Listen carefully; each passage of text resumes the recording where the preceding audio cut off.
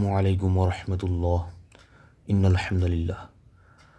ইব্রাহিম বিন Adham মৃত্যু 162 হিজরি। বসরার বাজারে দিয়ে যাওয়ার পথে লোকজন তাকে ঘিরে ধরল। তারা তাকে জিজ্ঞেস করল, হে আবু ইসহাক, আমাদের কি হয়েছে যে আমরা দুনিয়া করি কিন্তু দোয়া কবুল হয় না? আমরা দোয়া করি কিন্তু দোয়া কবুল হয় না।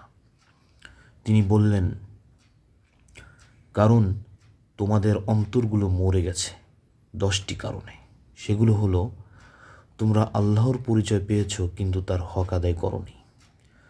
2 নম্বর, তোমরা বলে থাকো যে তোমরা আল্লাহর রসুল সাল্লাল্লাহু আলাইহি ওয়াসাল্লামকে ভালোবাসো কিন্তু তার সুন্নাত ও আদর্শকে পরিত্যাগ করেছ।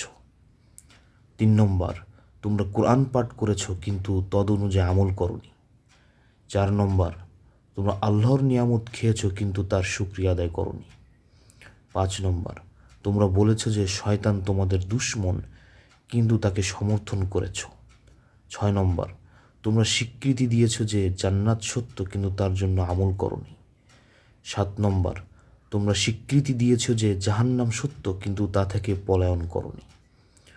8 নম্বর, তোমরা স্বীকার করেছ যে মৃত্যু অবধারিত সত্য কিন্তু তার জন্য প্রস্তুতি গ্রহণ করনি। 9 নম্বর, ঘুম থেকে জেগেই তোমরা অন্যের দোষ ত্রুটি নিয়ে সমালোচনা শুরু করেছ কিন্তু নিজেদের দোষের কথা ভুলে গেছ।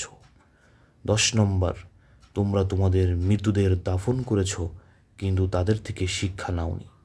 হিলিয়াতুল আউলিয়া, তাফসিরে কুরতুবী। হে আমাদের প্রতিপালক, করুণার আধার, তুমি আমাদেরকে তোমার মহান দরবারে প্রত্যাখ্যান করো না।